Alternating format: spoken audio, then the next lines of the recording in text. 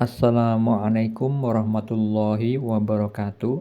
Alhamdulillahirabbil alamin. Allahumma shalli ala sayyidina Muhammad wa ala ali sayyidina Muhammad. Kali ini saya bagikan kisah mimpi yang dialami seorang ibu rumah tangga, sebut saja namanya Fulani, bukan nama yang sebenarnya. Fulani mengalami mimpi.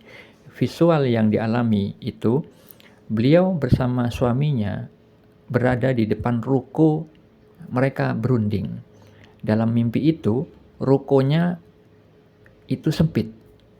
Rencana mereka mau pindah, sehingga ruko yang sempit itu mau dikontrakkan. Ketika mereka berdua ingin pindah ke tempat yang baru, ternyata teman suaminya itu ngontrak di ruko sebelahnya. Akhirnya mereka berdua menyapa. Suami istri itu menyapa kepada tetangganya yang ngontrak di sebelah ruko milik mereka. Dengan berkata, dengan memakai bahasa Jawa, "Loh, sampean tinggal di sini toh?" Maksudnya, "Loh, Anda tinggal di sini toh?" Akhirnya tetangganya menjawab, "Iya." Teman suaminya itu usaha membuka bengkel mobil di dalam mimpi itu. Kemudian di mimpi itu ada visual bahwa tetangganya itu membuang oli bekas, yang mana tempat oli bekas itu warnanya putih. Namun oli bekas yang dibuang itu warnanya hitam. Fulani di dalam mimpi itu melihat bahwa di depan bengkel tetangganya itu banyak tulisan, papannya warna biru, tulisannya putih. Di depan bengkel tetangganya itu banyak terdapat pembuangan sampah. Lalu apa makna mimpi atau takwil mimpi tersebut? Perlu diketahui saudara-saudariku, mimpi itu adalah bagian dari syariat Islam. Banyak dalil yang menerangkan tentang mimpi dan juga tentang ilmu takwil mimpi. Di dalam Al-Quran, pada surah Yusuf ayat 6, ayat 21 dan ayat 101, Allah berfirman bahwa Nabi Yusuf alaihissalam diberikan pengajaran sebagian ilmu takwil mimpi. Jadi, takwil mimpi itu tidak bisa membaca dengan primbon ataupun buku tafsir, karena terkait dengan takdir masing-masing manusia itu berbeda-beda. Kondisi spiritual orang yang bermimpi itu berbeda-beda. Jadi tidak bisa dijadikan tolok ukur untuk mentakwilkan mimpi bacaan dari buku. Melainkan ilmu takwil mimpi adalah ilmu laduni. Ilmu yang didapat dari Allah Subhanahu wa taala, ilmu yang didapat bukan dengan belajar atau membaca buku. Ya. Jadi kalau misalkan kita mendapatkan mimpi itu jangan diremehkan, karena Nabi Muhammad SAW bersabda di dalam hadis riwayat Muslim, beliau membagi mimpi ada 3. Yang pertama, mimpi baik, yang merupakan kabar gembira dari Allah. Yang kedua, mimpi karena bawaan pikiran seseorang ketika terjaga. Dan yang ketiga, mimpi menjadikan yang datangnya dari setan. Beliau bersabda, jika kalian mimpi sesuatu yang tak kalian senangi, maka jangan kalian ceritakan pada siapapun, berdirilah dan sholatlah. Itu terdapat di dalam hadis riwayat Muslim.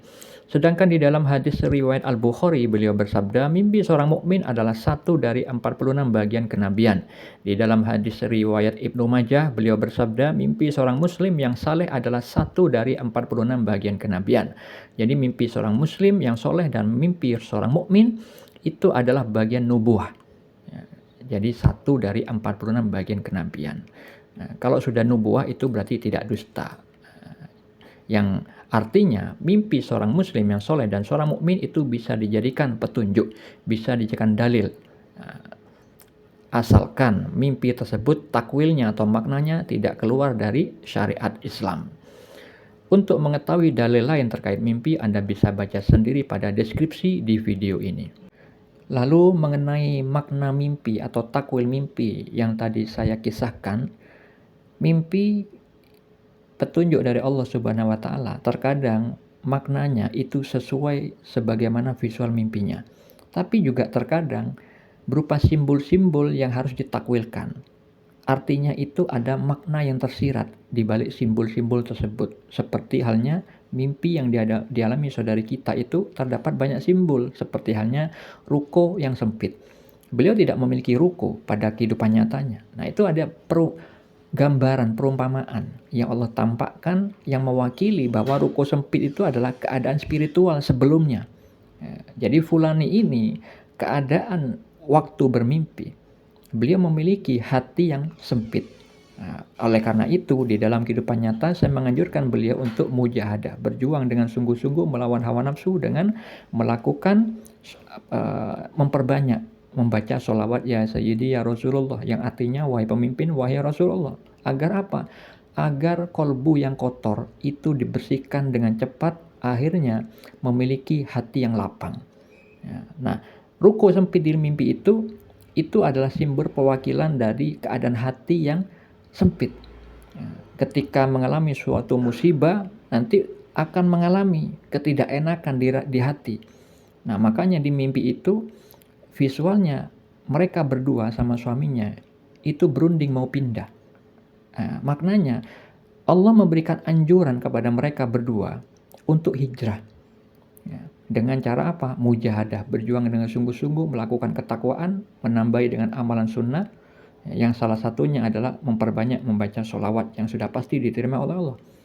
Nah, tapi ketika di mimpi itu mereka ketika akan pindah, ternyata teman suami dari si fulani itu ngontrak di sebelahnya.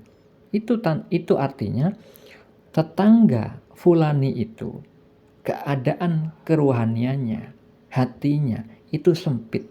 Karena tempat yang sempit itu adalah kedudukan atau keadaan spiritual yang dimiliki oleh tetangganya itu.